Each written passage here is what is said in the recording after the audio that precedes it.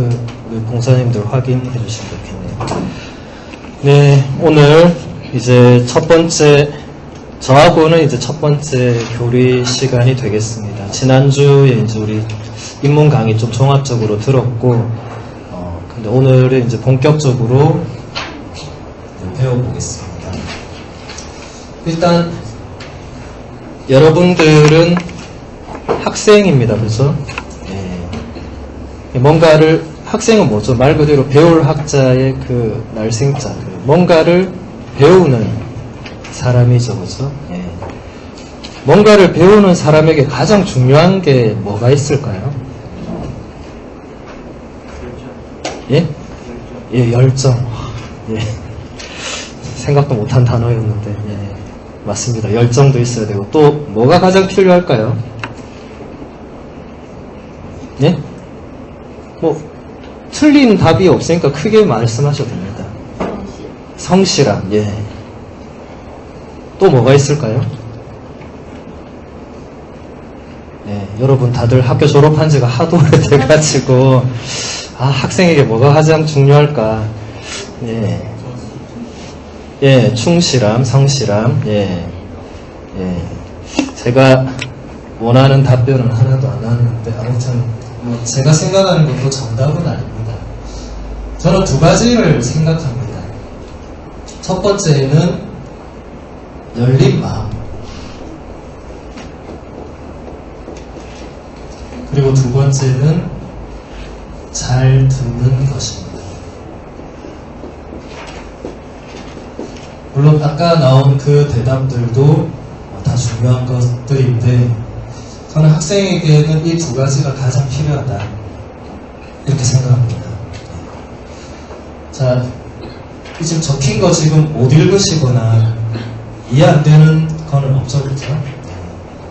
열린 마음은 뭘까요? 여러분, 닫힌 마음은 뭘까요? 지금 다 아시는데 이제 지금 그런 거 좀 질문하지 마세요. 이런 눈빛으로 저를 바라보시네요, 모두가. 예, 말 그대로 우리 안에 어떤 고정관념이나 선입견, 편견 이런 게 없는 사람은 세상에 아무도 없습니다. 그런 것을 다 가지고 있는데 그럼에도 불구하고 뭔가를 배우기 위해서는 그런 것을 자꾸 한쪽으로 몰아내야 되겠죠. 그렇죠? 예. 그래야 새로운 게 내 안에 들어오겠죠. 예. 지금 여러분들은 나름 인생을 많이 사셨습니다. 그래서 많은 것들을 보고 듣고 느끼고 배우셨고 지금도 그러고 있습니다. 그래서 이미 여러분 안에 내면에 어떤 형성된 어떤 고정관념이나 이런 것들이 반드시 있습니다. 나쁜 거는 아닌데 근데 그런 것을 계속 가지고 있으면 새로운 게 들어와도 어떻게 되죠? 새로운 걸 있는 그대로 받아들이는 게 아니고 내가 가지고 있는 그걸 가지고 이거를 보는 거예요. 그러니까 다 받아들이겠죠. 이거는 별로 뭐 이런 식으로 되면은 제대로 배우기가 어렵겠죠. 그렇죠? 네. 그 다음 두 번째는 잘 듣는 것인데 저는 이게 훨씬 더 중요하다고 생각합니다. 왜냐하면 여러분들이 앞으로 이제 6개월 동안 매주 1시간씩 이렇게 저에게 와서 이제 수업을 들어야 됩니다. 예. 여러분들이 이것을 얼마나 잘 듣느냐에 따라서 그 6개월 동안 배우고 여러분들이 얻어가는 것이 달라지겠죠. 그렇죠? 예. 근데 이 잘 듣는 게 사실 굉장히 어렵습니다.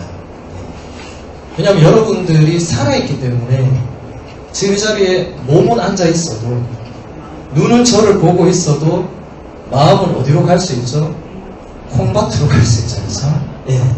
마음은 지금 집으로도 갈 수 있고 노래방도 갈 수 있고 뭐 오만 때만 대로 마음은 컨트롤하는 게 사실 진짜 어렵습니다. 예. 그러니까 듣고 있다가도 갑자기 마음이 딴 데로 막 가는 거예요. 예. 이런 걸 분심잡념이라 많이 그러죠. 그러면 여러분들이 눈은 저를 봐도 귀로 오는 소리가 들려도 마음은 계속 다른 데로 가면 그 어떻게 되는 거죠? 결국 그것은 나에게 남아있는 것이 못 되겠죠. 그렇죠? 예. 그래서 이 잘 듣는 것은 어떻게 보면 열린 마음과 이어지는 것이면서도 여러분들이 앞으로 끊임없이 훈련해야 되는 것입니다. 네. 여러분이 세례를 받고 안 받고를 떠나서 이 두 가지를 잘 갖춘 사람이 뭔가를 더 잘 배우고 뭔가 다른 사람을 더 잘 받아들이고 이해하고 이런 게 되겠죠. 자, 여러분 주위의 친구 관계를 한번 생각해보면 여러분이 좋아하는 친구는 어떤 친구입니까? 여러분 얘기를 잘 들어주는 사람을 여러분은 좋아할 수밖에 없어요. 어떤 친구는 만나면 끊임없이 자기 얘기만 하면 그 친구를 만나고 싶습니까? 안 만나고 싶습니까? 최대한 안 만나려고 하겠죠, 그죠? 겉으로 표현을 안 해도 쟤는 좀 안 만나고 싶다. 만나면 처음부터 끝까지 자기 얘기만 하면 내 얘기는 어째요, 그죠? 네. 누구나 우리는 누군가가 나의 이야기를 들어주기를 바랍니다. 네. 그러면 거꾸로 표현해서 내가 만약에 누군가 얘기를 잘 들어주면 나는 다른 사람에게 좋은 친구가 될 수 있겠죠, 그죠? 네. 근데 그게 쉬운 일은 아닙니다.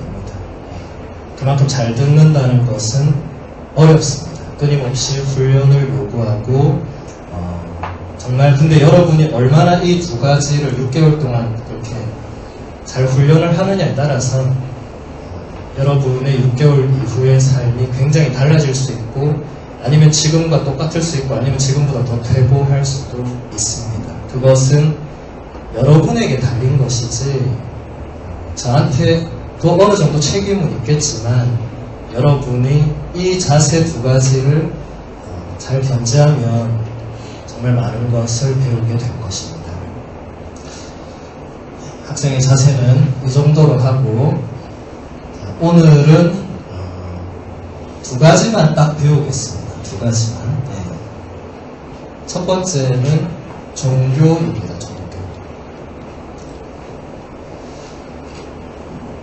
저는 앞으로 6개월 동안 여러분들한테 뭘 많은 것을 막 이렇게 뭐 전달하고 이런 것보다는 어떤 하나의 기본적인 개념과 그 본질과 그 뜻과 이런 것을 더 집중해서 알려드릴 생각입니다. 왜냐하면 하나를 제대로 아는 거하고 여러 개를 두루뭉술하게 아는 것은 굉장히 다른 겁니다. 네. 여러분 삶을 살아가면서도 하나를 제대로 아는 사람의 삶과 그냥 여러 가지를 두리뭉실하게 아는 사람의 삶은 굉장히 다를 수밖에 없겠죠. 저는 우리 한국이라는 나라를 제가 지금 온 지 한 3개월밖에 안 돼가지고 아직 적응 중인데 한국 사람들을 보면 자연히 저는 이제 유럽 사람들과 좀 비교 아닌 비교를 하게 됩니다. 유럽 사람들은 이렇게 사는데 한국 사람들 이렇게 사는 거예요. 유럽 사람들 이런 생각을 하는데 한국 사람들 이렇게 될 수밖에 없어요. 제가 아무래도 유럽에 오래 좀 있다 보니까. 근데 한국 사람들은 뭔가 이렇게 본질적인 것을 알고 이런 것보다는 본질이 아닌 것에 굉장히 집중하는 그런 느낌을 많이 받습니다. 저는 개인적으로. 근데 서양 사람들은 뭔가 본질에 굉장히 집중합니다. 그러면 나머지 부수적인 것들은 그렇게 관심을 두지 않습니다. 중요하지 않다는 거죠. 그죠? 네. 근데 이것도 여러분들이 살아가면서 굉장히 중요한 삶의 자세입니다. 무엇이 더 본질적인가? 네. 여기에 따라서 뭔가 선택의 어떤 폭이 달라지겠죠. 그죠? 네. 그래서 자, 종교라는 말을 모르는 사람은 아무도 없을 것입니다. 네. 혹시 종교 모르는 사람 있어요? 지금 전 종교란 말을 한 번도 들어본 적이 없습니다. 네. 다 들어봤죠, 그죠? 그리고 지금 여러분들은 새로운 종교를 선택하기 위해서 이 자리에 앉아 있습니다. 최종 선택은 여러분에게 달려있지만, 자, 그렇다면 종교가 무엇일까? 종교가 뭡니까? 생각나는 대로 제가 뭔가 질문하면 여러분이 생각나는 걸 대답하면 됩니다. 예. 우리는 초등학교 때부터 이때까지 틀린 답을 말하면 선생님한테 혼났던 아픈 추억이 있죠. 항상 두려워요. 대답하기 전에 아 이게 맞나 틀리나? 이거는 굉장히 잘못된 우리 안에 길들여진 어떤 방식입니다. 이 굉장히 바뀌어야 됩니다. 물론 정답이 있는 어떤 공부는 여러분 다 졸업했잖아요. 그죠? 네, 여러분 이미 초중고 대학교를 이미 오래전에 졸업한 분들입니다. 이제 정답이 있는 공부는 더 이상 안 하셔도 됩니다. 그러니까 이제부터는 제가 뭔가 질문하면 정답이 없다고 생각하시면 됩니다. 그래서 여러분들이 생각나는 걸 얘기하면 또 저는 거기에 대해서 저도 뭐 생각을 얘기할 수도 있고, 네, 그렇습니다. 그래서 두려워하지 마시기를 부탁드립니다. 오늘부터 이제 제가 여러분들에게 이제 어떤 어원에 대해서 이렇게 좀 설명을 할 건데, 겁먹지 마시고, 겁먹지 말고, 그냥 이런 게 있구나. 근데 그게 굉장히 중요해요. 네. 뭐든지 뿌리가 중요하겠죠, 그죠? 어원이 뭡니까? 말 그대로 그 말에 어떤 뿌리가 있는 거죠. 네. 그리고 우리 가톨릭 교회의 모든 용어들은 이게 어디서부터 왔죠, 이게? 우리나라 사람들이 자체적으로 이걸 생각해서 만든 언어들이 아닙니다. 다 이 서양, 이 그리스도교 역사 안에서 생겨난 말들을 우리가 번역한 거죠, 그죠? 여러분, 번역한 것은, 번역은 반역이다, 이런 표현 들어보셨죠? 번역과 실제의 원어는 상당히 차이가 날 때가 많습니다. 왜냐하면 한국어와 서양어는 기본적인 문법도 다르고, 또 언어 안에 담겨있는 그 문화, 뭐 사고방식, 이런 모든 것이 완전히 다릅니다.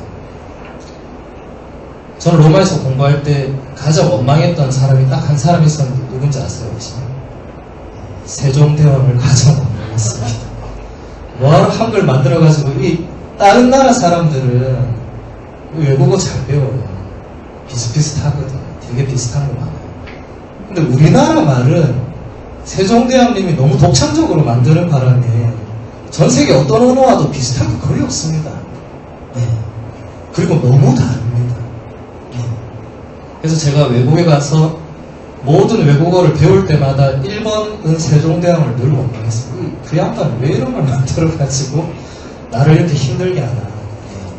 물론 한글만큼 참 특별한 언어도 없지만, 그래서 종교라는 말은 이제 라틴어에 렐리지오라는 단어가 있습니다. 여러분, 라틴어는 어느 나라 말이에요? 고대 로마 제국의 언어였습니다. 그죠? 네. 앞으로 여러분들이 라틴어와 그리스어, 고대 라틴어 그리스어를 자주 접하게 될 것입니다. 예. 너무 어렵게 생각하지 마시고, 우리나라 사람들은 외국어 울렁증과 공포증을 같이 가지고 있는 참으로 우수한 민족입니다. 그래서 뭔가 이런 이제 외국 글자가 나오면 벌써부터 막 병기를 일으키고, 왜 이런 걸 또 하는 애, 중고등학교 때 정말 그걸로 고생했는데, 이런 분들이 많은데, 이제는 그런 언어를 배우는 게 아니라 정말 이 한 단어 안에 담겨있는 많은 것들을 앞으로 계속 보게 될 것입니다. 그리고 라틴어가 왜 중요하냐면, 서양, 지금 모든 서양 현대 언어 있죠. 영어, 스페인어, 프랑스어, 독일어, 불어는 프랑스어, 그 포르투갈어, 이런 모든 언어들의 모체가 되는 언어가 바로 라틴어와 그리스어입니다. 그래서 여러분들이 조금씩 배워두시면은 나중에도 도움이 많이 될 것입니다. 영어는 여기에 뭐만 갖다 붙인 거죠? M만 붙이면 religion이 되죠, 그죠? 네. 영어는 거의 대부분 라틴어 뒤에 뭐 하나만 붙인 게 영어가 됩니다. 물론 발음은 많이 다르지만, 라틴어는 그냥 적힌 그대로 발음합니다. 리지, 뭐 이렇게 발음하고, 영어는 이제 좀 영어식 발음이 좀 자유롭죠. 그래서 그냥 릴리전 이렇게 되겠죠. 자, 이제 이 단어를 한번 좀 더 파고 들어가 보도록 하겠습니다. 자, 이 단어는 레와 리지오가 합성된 단어입니다. 네. 고대어는 이런 단어들이 굉장히 많습니다. 그리고 고대어는 요즘처럼 이렇게 세분화된 언어 체계가 없었기 때문에 한 단어의 뜻이 굉장히 많습니다. 그래서 그것을 우리가 좀 배우면은 나중에 도움이 많이 됩니다. 자, 여러분, RE라는 이게 앞에 이렇게 붙으면 이게 무슨 의미가 될까요? 여러분, 이거 많이 어디서 보는 단어인데, 예. 다시 뭔가를 하는 겁니다. 다시. 예. 영어로 뭐 하면 뭘 다시 하는 거죠. 그죠? 예. 그런 의미가 있습니다. 예. 다시. 이번 판은 매우 뛰어난 것 같아요. 이런 걸 다시. 자, 그 다음에 리지오는 이제 여러분들이 아마 한 번도 못 봤을 건데, 이거는 어디서부터 또 왔냐면 라틴어 동사 이제 레고라는 어린이 장난감 그 레고가 아닙니다. 네.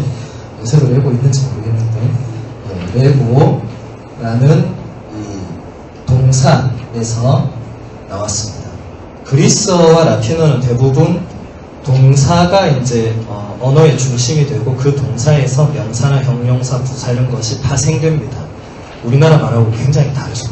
예. 그래서 동사의 뜻을 알면 나머지는 다 알게 되어 있습니다. 근데 이 레고라는 단어가 뜻이 또 굉장히 많아요. 그래서 그 뜻에 따라서 여러 가지 해석이 가능합니다. 예. 레고라는 단어는 보다라는 뜻도 있고 듣다라는 뜻도 있고 읽다라는 뜻도 있고 굉장히 많습니다. 이 세 개만 놓고 보면은 자 레고 하면 뭐가 되겠죠? 다시 본다, 다시 듣는다, 다시 읽는다 이렇게 되겠죠. 예. 그러면은 이제 다시 그러면 물어야 되겠죠. 뭘 다시 보고, 뭘 다시 듣고, 뭘 다시 읽느냐. 예. 이게 종교의 기원이 되겠습니다. 그래서 사실은 종교에서의 어떤 핵심은 뭔가를 다시 보는 거예요. 뭔가를 다시 듣는 거고, 뭔가를 다시 읽는 겁니다. 그 뭔가가 뭘까? 예. 그 무언가는 첫 번째로 인간이 될 것입니다.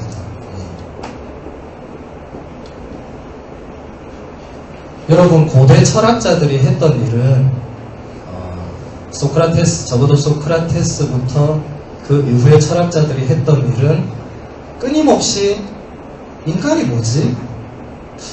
인간은 어떤 존재지? 이런 것을 끊임없이 묻고 그 답을 찾으려고 했던 사람들입니다. 그리고 주위 사람들에게도 그냥 살지 말고 이런 질문을 좀 스스로 하면서 살기를 추구했던 사람들입니다. 여러분, 소크라테스 하면 딱 떠오르는 거 있잖아요. 그죠? 그 뭐죠? 너 자신을 알아라. 이 유명한 말은 다 알죠. 그죠? 네. 근데 우리가 나 자신을 알기 위해서는 나 자신을 다시 봐야겠죠. 그죠? 네. 나에 대해서 다시 들어봐야 되겠죠. 내 마음을 다시 읽어야 되겠죠. 내 지나온 삶을 다시 돌아보고. 어쨌든 그런 과정을 통해서 뭔가를 알아가는 것입니다. 여기에 물론 이 알다는 뜻도 있습니다. 아는 거. 네. 뭔가를 새롭게 아는 것은 굉장히 놀라운 일입니다. 그렇죠? 네. 단순하게 어떤 지식 하나를 쌓는 이런 알미 아니고 옛날 철학자들이 추구했던 거는 진짜 뭔가를 제대로 알자. 예, 제가 아까 얘기했듯이 한 가지를 제대로 알자. 어설프게 뭐 아는 듯 모르는 듯 넘어가고 이러지 말고 하나를 제대로 알자. 예, 이렇게 추구를 했습니다.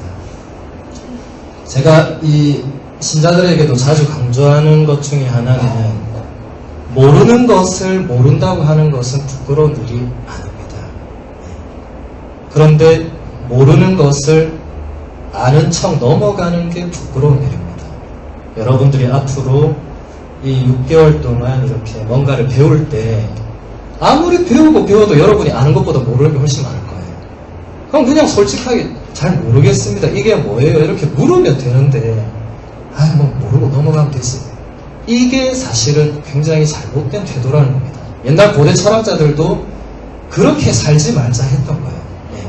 뭘 제대로 알려고 노력하고 배우고 그렇게 살자. 그냥 뭐 대충 살고 모르는 대로 그렇게 살지 말자라는 겁니다. 인간에 대한 물음은 사실 뭐 고대 철학부터 지금까지도 계속되는 물음이죠. 그렇죠?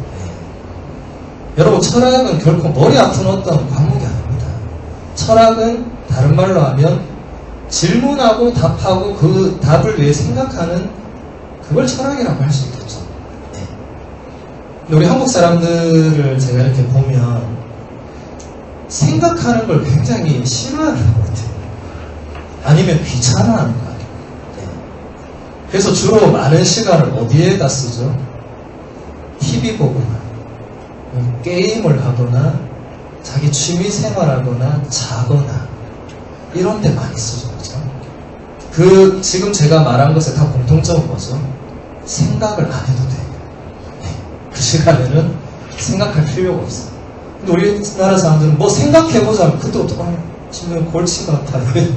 해보지도 않고 골치 같아. 뭔가 문제가 있다는 생각이 안 드십니까? 유럽 사람들은 뭔가가 있으면 철저히 생각부터 합니다. 이게 뭐지? 이걸 어떻게 해야 되지? 그리고 그 생각을 다른 사람들하고 토론을 해봅니다. 나는 이렇게 생각하는데 넌 어떻게 생각하냐? 이러면서 이제 대화를 합니다. 우리나라 사람들은 토론과 대화를 굉장히 못하는 민족 중에 하나죠. 그렇죠? 우리는 한두 마디 건너가면 이제 감정으로 바로 넘어가죠. 그렇죠? 이성적, 논리적으로 이걸 생각하지 않고 바로 감정으로 네가 나한테 어떻게 그런 말을 할 수 있냐. 이렇게 넘어오면 이제 상대방도 다르게 다가오고. 그래서 우리나라 사람들은 대화나 토론이 길게 이렇게 경부되지 않습니다. 제가 보니까 한 3분 안에 싸움으로 넘어가거나 서로 다른 얘기하고 있겠죠. 그러니까 그게 어떻게 보면 생각하는 것이 굉장히 약하거나 미숙하거나 안 하거나. 근데 사실 그거는 문제가 많습니다. 생각을 하지 않으면 인간은 생각하는 동물이라고 예전에 어느 철학자가 그런 규정을 했죠. 근데 생각을 안 하면 인간은 이꼴 뭐가 되는 거죠? 동물이 되죠. 그렇죠? 근데 실제로 그렇습니다. 여러분, 생각 안 하고 살면 동물들의 삶과 굉장히 인간은 비슷하게 살죠. 다른 말로 하면 본능에 매우 충실하게 삽니다. 배고프면 뭐 먹고, 잠 오면 자고, 생각 계속 안 하면 그렇게 되겠죠. 근데 이것은 인간다운 삶이라고 보기는 어렵겠죠. 그래서 생각하는 것이 대단히 중요하다. 앞으로도 마찬가지입니다. 왜냐하면 안다는 것은, 여러분 그런 말 들어봤죠? 아는 만큼 보인다. 제가 유럽에 처음 갔을 때 뭐 신기한 거 많죠, 그죠? 근데 제가 아는 게 없으니까 눈에 진짜 들어오는 것도 없더라고요. 그냥 다 똑같은 오래된 건물들로 밖에 안 보이는 거예요. 근데 살면서 뭐 좀 저게 뭐고 배우고 뭔가 배우고 알고 다시 가서 보니까 이게 뭔가 또 들어오는 거예요, 눈에. 저게 저거였구나. 이건 이거구나. 이렇게 되는 거죠. 아는 만큼 봅니다. 그리고 아는 만큼 믿습니다. 사람은. 여러분, 가장 가까운 친구가 야 100만원만 빌려주라 하면 빌려줄 수 있겠죠. 근데 생판 모르는 길거리 사람이 100만원만 빌려줄 사람이 있습니까? 없죠? 왜 안 그러겠습니까? 그 사람을 모르니까. 갚을지 안 갚을지 모르니까. 친한 친구는 갚을 거라는 거 알고 안 갚아도 될 만큼 뭐 친하면 말할 것도 없고. 그게 뭐죠? 아는 만큼 믿는 거죠. 그죠? 그러니까 앞으로 우리가 이 배움에서 뭔가를 안다는 것은 신앙심에도 믿음에도 종교에도 굉장히 결정적인 단어입니다. 이게. 그러니까 이게 이렇게 돼서 종교가 된 것은 우연적인 게 아닙니다. 종교라는 게 단순히 뭐 신을 믿네 안 믿네 이 차원이 아니다 라는 것입니다. 자, 그러면은 이제 우리가 이렇게 여러 단어들을 보면서 이제 인간에 대해서 우리가 이제 생각을 하는데, 이제 근데 종교라는 것은 이제 이 단어에 또 숨겨진 다른 뜻은 어떤 인간보다 더 높은 존재에 대한 어떤 경외심, 이런 것도 담겨 있습니다. 이것은 인간이 그냥 역사를 통해서 혹은 그냥 이제 인류 역사를 딱 보면 옛날에 진짜 여러분 옛날에 고대 원시인들을 보면 그냥 비바람 몰아치면 뭐 무슨 생각했겠어요? 두렵잖아요. 여러분 요즘 비바람 치는데 두려운 사람 있습니까? 비가 오네, 바람이 많이 부네, 집에 있어야지, 내일은 비가 안 오겠지, 뭐 이 정도 생각하지. 근데 옛날 사람들은 그걸 어떻게 생각했겠어요? 뭔가 어떤 나보다 이 내가 알 수 없는 어떤 세계상 존재가 뭐 화가 났다거나 막 그러지 않았겠어요? 인간 안에는 그래서 타고난 경외심이 있습니다. 다른 말로 하면 두려움도 되겠죠, 그죠? 왜냐하면 지금은 이제 우리가 대부분 뭘 알아서 안 두려워하지만 옛날 사람들에게는 모든 것이 두려움의 대상이었습니다. 길 가다가 사자를 만나면 죽잖아요. 두렵잖아요. 가다가 갑자기 천둥이 치면 두렵잖아요. 어두워지면 두렵잖아요. 그러면 이게 생존 본능이 뭔가 근데 살기는 살아야 돼요. 그래서 이 자체가 인간에게는 기본적으로 깔려 있습니다. 그리고 뭔가 나라는 어떤 한 인간을 넘어서는 어떤 세상을 인간은 인식합니다. 그냥 자연스럽게. 그게 타인이 될 수도 있고 다른 세상이 될 수도 있고 눈에 보이지 않지만 어떤 뭔가가 있구나, 이런 것을 우리는 자연스럽게 그냥 인식을 합니다. 그게 뭐지? 하고 계속 생각을 하는 거죠. 거기서 이제 어떤 이 신적인 이 영역에 대해서 또 이제 인간은 자연스럽게 생각을 합니다. 여러분, 우리 옛날 그 고대 이 사람들 보면은 거의 모든 이 눈에 들어오는 대상은 다 신적인 존재로 생각했습니다, 실제로. 그러니까 뒷산에 있는 바위도 신이고, 태양이 뜨면 태양도 신이고, 달이 뜨면 달도 신이고, 여우가 얼면 개도 신이고, 뭐 만신론 이런 거 있죠, 그죠? 지금도 근데 그렇게 믿는 사람이 상당히 많습니다. 그래서 그냥 물그릇 넣어놓고 그냥 막 빌잖아요. 그냥 뭐 누군지는 모르지만 어쨌든 빌다 보면 도와주겠지, 살려주겠지. 이런 게 사실 종교의 굉장히 기원이 됩니다. 이 영역에 이제 인간이 이제 끊임없이 이제 다가가고 알기 위한 노력은 옛날부터 지금까지 계속 있어 왔습니다. 어떤 내가 아닌 뭔가, 그리고 나보다 뛰어난, 단순히 여러분 옆 사람을 보면 알잖아요. 얘가 나보다 뛰어나지 않구나, 아니 뭐 비슷하구나, 이런 걸 알지만 뭔가 그걸 넘어서는 어떤 존재나 영역은 우리가 두려워하죠. 이건 뭐지? 좀 뭐가 있네, 이렇게 되겠죠, 그죠? 이제 이 영역을 끊임없이 다시 보고, 다시 듣고, 다시 생각, 다시 읽고 하는 것이 결국에는 종교다. 그러니까 우리가 이제 여러분들이 종교라는 것을 가진다는 것은 어떤 이쪽에 대해서 끊임없이 이제 새롭게 생각하고 배우고 하는 것이죠. 물론 정해져 있는 것도 배워야 되겠지만, 여러분 각자가 이제 내가 어떤 종교를 선택하려고 하고 내가 어떤 신적인 존재를 믿으려고 하면 거기에 대해서 아는 만큼 믿겠죠. 반대로 말하면 모르는 만큼 안 믿겠죠. 우리 가톨릭 신자들을 제가 이렇게 보면은 진짜 잘 몰라서 잘 안 믿는 사람이 상당히 많습니다. 성당은 꾸준히 오는데 내가 누구를 믿는지, 그 신이 어떤 분인지 이런 거에 대해서 잘 모르는 거예요. 그러니까 내 오기는 오는데 별로 내 삶은 별로 바뀌는 것 같지가 않고, 이게 때로는 뭐 가기 귀찮고 이런 식으로 될 수 있습니다. 그래서 여러분들이 그것을 상당히 조심하셔야 되고, 이제 이 종교라는 것이 이제 이렇게 이 정도로 이제 기본적인 틀을 제가 여러분에게 이제 말씀을 드린 것입니다. 자, 그러면은 우리가 이제 믿으려고 하는 이 뭐 천주교, 그리스도교, 뭐 혹은 가톨릭교, 이 우리 종교에 대해서 또 하나 여러분들이 배워야 할 아주 중요한 개념이 있습니다. 그것을 계시라는 단어인데, 여러분 오늘 일과는 종교와 계시만 제대로 알면 됩니다. 이 두 개만 제대로 알아도 여러분은 기존 신자보다 훨씬 많은 것을 아는 것입니다. 기존 신자들도 이런 거 잘 모르거든요. 자, 계시라는 말 들어본 적 있습니까 혹시? 계시 들어봤어요? 훌륭한 학생들이 많네요. 자, 이 말은 이것도 라틴어에서 왔습니다. 라틴어로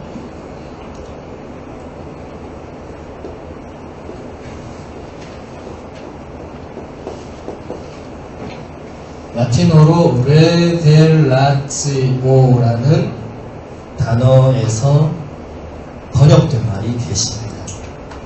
자, 우리 이것도 한번 아까처럼 분석을 해보겠습니다. 아까랑 똑같죠, 그죠?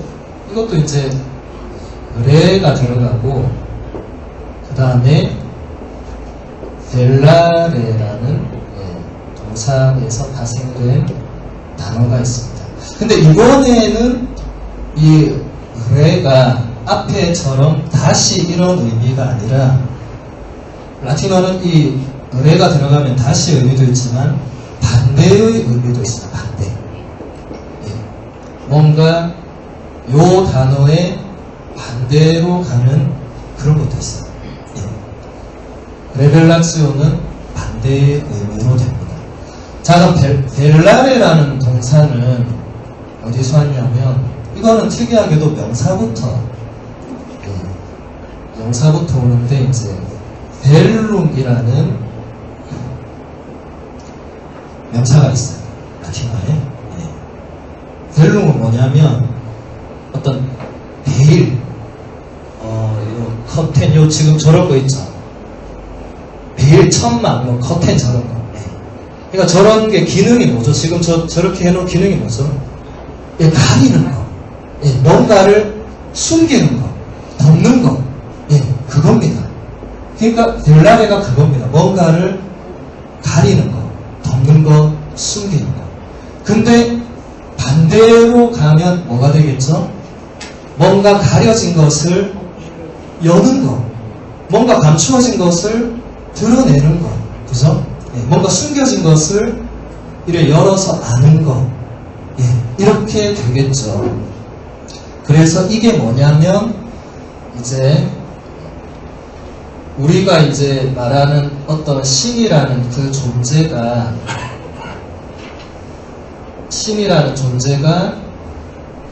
인간에게는 사실 철저히 가려져 있죠. 감추어져 있고 숨겨져 있습니다. 그런데 이 존재가 당신 자신에 대해서 이렇게 한 겁니다.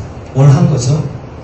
드러내서 보여준 것을 계시라고 합니다. 이게 사실 종교에서 핵심이 됩니다. 자, 그러면 계시 종교가 있고 비계시 종교가 있습니다. 자, 이건 무슨 말일까요? 자, 계시 종교는 뭘까요? 그러니까 이 계시를 통해서 생겨난 종교. 그러니까 어떤 신적인 존재가 이 뭔가 신적인 영역에 대해서 인간에게 드러내 보여줌을 통해서 생겨난 종교. 그럼 비계시 종교는 뭘까요? 말 그대로 이 D자가 뭡니까? 아닐 D자잖아요. 그렇지 않은 종교. 자, 그러면 계시 종교에는 뭐가 있을까요? 우리 천주교, 그리스도교, 또 뭐가 있을까요? 유대교, 또 뭐가 있을까요? 이슬람교. 이런 것들은 다 계시 종교가 되겠습니다. 자, 그럼 비계시 종교는 뭐가 있을까요? 여러분 가장 잘 아는 불교, 유교, 뭐 도교, 그다음 뭐 다른 수많은 종교들은 비계시 종교. 자, 이 차이가 뭔지 아시겠죠? 자, 불교, 유교, 도교는 뭐 여러분이 잘은 몰라도 여기서 어떤 신적인 존재가 등장합니까? 하지 않습니까? 하지 않습니다. 근데 뭐 석가모니라든지 공자라든지 뭐 노자 장자라든지 이런 굉장히 뛰어난 어떤 현인들, 그런 뛰어난 스승들이 자기가 먼저 이제 수행을 하고 도를 닦고 공부를 하고 해서 사람들한테 올바르게 살아라, 착하게 살아라, 이렇게 하는 것이 이제 종교의 형태로 넘어와서 우리나라는 또 희한하게 거의 뭐 부처님이 신격화돼서 불상 앞에서 다 전하고 하잖아요. 그죠? 근데 부처님은 절대 그런 것을 가르치지 않습니다. 어쨌든 그런 것들은 비계시 종교, 나머지 위에 이것들은 계시 종교. 그러니까 인간이 먼저 뭔가 깨달아서 결국 하느님이 있네, 이게 아니고 신적인 존재가 먼저 인간에게 뭔가를 얘기하고 그걸 통해서 인간이 신이 있구나, 하느님이 있구나, 뭐 이렇게 하면서 이제 역사가 이루어지는 종교입니다. 여기까지 다 이해가 되셨죠, 그죠? 아주 훌륭한 학생들입니다. 그래서 오늘은 이 두 개만 알면은 됩니다. 그리고 이 계시에 대한 우리 인간의 응답을 이제 신앙이라고 합니다. 뭐 다른 말로 믿음이라고도 할 수 있죠. 그래서 앞으로 여러분들은 이걸 가지려고 지금 온 거잖아요. 신앙을 가지려고, 믿음을 가지려고 왔잖아요. 그래서 자, 그러려면은 뭘 잘 알아야 되겠습니까? 저거를 잘 알면 되겠죠. 저거를 잘 알면 신앙도 그만큼 깊어지겠죠. 저거를 아는 만큼 믿음이 더 커지겠죠. 6개월 동안 그것을 끊임없이 할 것이고, 사실 신앙이라는 것, 믿음이라는 것은 6개월만 배우고 때리치는 게 아니고 죽을 때까지 배우는 것입니다. 저도 신부지만 지금까지 계속 신앙에 대해서, 저 계시에 대해서 공부해왔고 앞으로도 할 것이고 죽을 때까지 할 것입니다. 신부라 사는 게 아니고 내가 믿고 있는 신에 대해서 아무리 배워도 다 배울 수 있겠어요? 없겠어요? 다 못 배우고 결국 우리는 죽을 겁니다. 언제 죽을지도 아무 순서도 없지만, 그렇기 때문에 배우면은 끝이 없다, 이런 말을 많이 하죠. 그렇죠? 제가 하는 말도 아니지만 배우면은 끝이 없다. 바꿔 말하면 이 신앙을 배우는 이 여정도 끝이 없다. 여러분, 세례가 끝이 아니다. 물론 지금은 목표가 세례를 받는 거죠. 하지만 세례를 받으면 끝이 아니라 이제 또 새로운 시작이 되겠죠. 그죠? 그런 것이 이 첫 시간에 제가 가장 말씀드리고 싶었던 것입니다. 다음 시간에 그 뒤에 또 주제들을 이렇게 배워보도록 하겠습니다. 그리고 제가 매 주마다 여러분들에게 책을 이렇게 하나씩 소개해 드릴 것입니다. 이거 왜 하냐면, 제가 한국 와서 보니까 한국 사람들이 책을 너무 안 읽어요. 정말 너무 안 읽어요. 진짜 안 읽어요. 전 책 읽는 사람을 거의 못 봤어요. 한국에 와서. 유럽 사람들은 거의 다 책을 읽어요. 그러니까 대화를 하면 첫 대화의 주제가 너 요즘 무슨 책 읽니? 이렇게 물어요. 그럼 나 요즘 무슨 책 읽는데 이 책 참 이런 게 좋아. 그럼 나도 다음에 봐야겠네. 너 뭐 읽니? 난 이런 거 참 좋아. 이렇게 대화를 하는데, 우리는 대화의 시작이 주로 뭐가 되죠? 너 뭐 먹었니? 우리 술 한잔 할까? 이런 식으로 굉장히 본능에 충실한 단어와 주제를 우리는 거의 대화 주제로 삼고, 유럽 사람들은 굉장히 지성적인 이 뭔가 본능과는 다 다른 차원의 것들을 많이 이야기합니다. 물론 이게 다 일반적인 건 아니지만 대체로 그렇습니다. 그리고 여러분 책을 왜 사람이 읽어야 될까요? 뭔가를 배워야 되니까요. 제가 아까 그랬잖아요. 배움은 끝이 없다. 여러분들은 신앙도 배워야 되지만 인생도 어떻게 하면 더 잘 살 수 있고 더 어떻게 하면 더 의미 있게 살 수 있고 어떻게 하면 더 행복할 수 있고 이런 건 다 고민하잖아요. 그러려면 뭐부터 해야 됩니까? 전 좋은 책을 많이 읽어야 된다고 생각합니다. 예. 책만큼 훌륭한 스승은 없습니다. 왜 그러냐면 여러분 초중 고등학교 대학교 때 뭐 기억나는 선생님들이 분명히 있을 거예요. 아주 훌륭한 선생님들. 근데 지금 그분들하고 아직도 만나고 연락하고 이런 분 있습니까? 없죠? 그게 안 되죠. 왜 안 됩니까? 그들은 또 그들의 인생을 살아야 되고 저는 저대로 인생 살잖아요. 아무리 훌륭한 스승도 결국 내 곁을 떠납니다. 더 정확히 말하면 우리가 그 스승님을 떠날 수밖에 없죠. 네. 그런데 여러분 책은 어떻습니까? 여러분이 쓰레기통에 갖다 버리지 않는 이상 책은 평생 여러분 곁에 있습니다. 네. 훌륭한 스승이죠. 그렇죠? 네. 그 책은 뭐 소설책, 만화책 이런 이상한 책을 전 지금 말하는 것이 아니라 좋은 책은 여러분에게 좋은 것을 반드시 가르쳐 줍니다. 네. 그래서 앞으로 제가 여러분들에게 좋은 책들을 매주 선정해서 물론 선정은 제가 마음대로 하는 것입니다만 뭐 어렵고 이런 거 말고 최대한 여러분들이 그냥 일반적으로 보고 읽을 수 있는 그런 것들 그래서 이거를 제가 이렇게 여러분들이 궁금하면 그 책을 뭐 사봐도 되고 뭐 안 궁금하면 그냥 여기 있는 거 내용을 보고 아 그냥 이런 책이 있구나 뭐 이렇게 이런 삶에 도움이 되구나 이런 것들을 보실 수 있습니다. 네. 그래서 이거 지금 하나씩 나누어서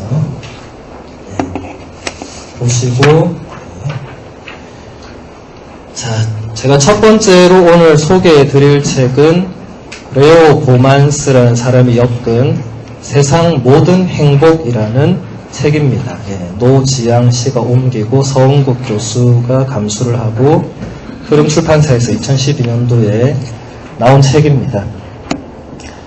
예, 이 책은 100명의 세계 학자들이 행복을 연구하는 학자들이 행복에 대해서 각자의 어떤 의견을 적은 겁니다. 그래서 제가 소리내서 읽고 여러분은 눈으로 보도록 하겠습니다.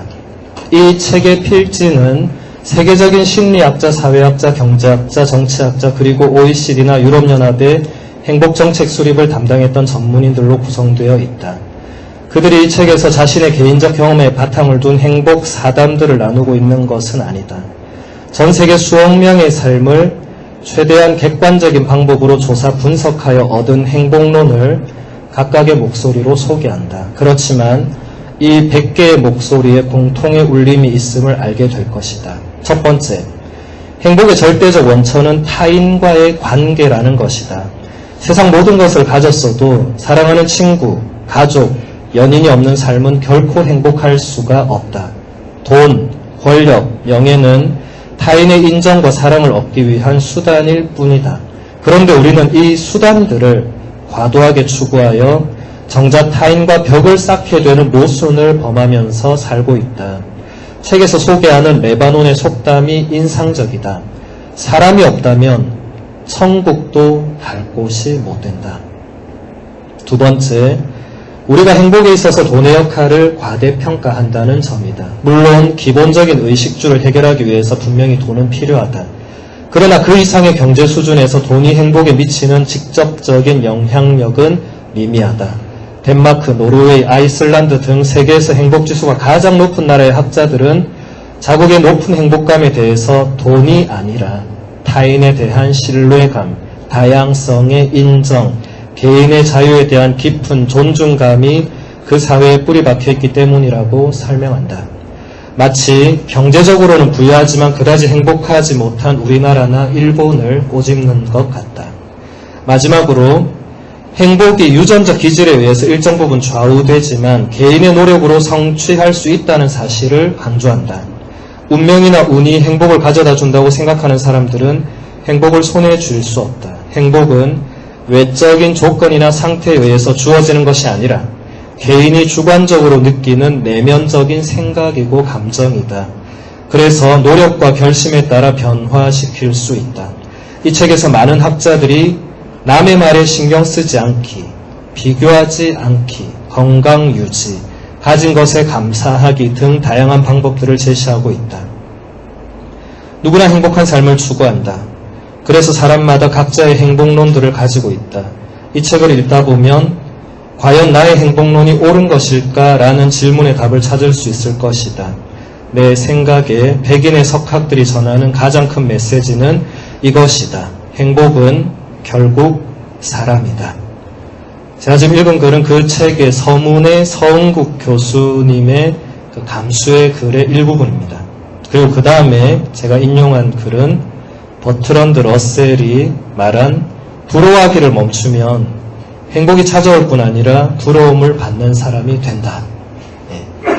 라는 문장입니다. 그래서 여러분들이 제가 이 책을 읽고 느낀 점은 사실 저는 기대만큼 그렇게 썩 많은 것을 얻지는 못한 책이었습니다만 세계의 어떤 100명의 그 행복을 공부하는 학자들이 진짜 뭔가 비슷한 얘기를 100개가 비슷한 얘기를 계속 하는 거예요. 그만큼 행복한 삶, 행복이란 것에는 뭔가 공통된 것들이 있다. 라는 것입니다. 예를 들어서 돈이 결코 행복의 기준이 될 수 없고 남과 자신을 비교하지 않는 것이 행복의 길이 될 수 있고 건강하게 사는 것, 뭐 긍정하는 것, 다른 사람을 믿어주는 것, 뭐 이런 기본적인 요소들은 거의 똑같더라 라는 것입니다. 그래서 뭐 더 관심 있는 분들은 책을 사서 읽어보시면 되고 아니면 이 글이 사실은 그 책을 가장 잘 서은국 교수가 그 책을 가장 잘 요약 정리했다고 저는 생각합니다. 그래서 앞으로 여러분들이 사실 여러분들이 종교를 새롭게 가지려는 것도 어떻게 보면 더 행복한 삶을 또 추구하는 것의 하나가 되겠죠. 그렇죠? 물론 지금도 충분히 행복하게 살고 계시거나 뭐 그렇지 않거나 뭐 다양하겠지만 어쨌든 인간은 모두 다 더 행복한 삶을 지속적으로 행복한 삶을 추구하는 것은 똑같으리라 생각합니다. 그래서 여러분들에게 소개해 드렸습니다. 다음 시간에 이 시간에 또 오시면 또 새로운 것들 배우고 또 이렇게 제가 또 다른 책도 소개해 드리도록 하겠습니다. 오늘 수고 많으셨습니다. 감사합니다.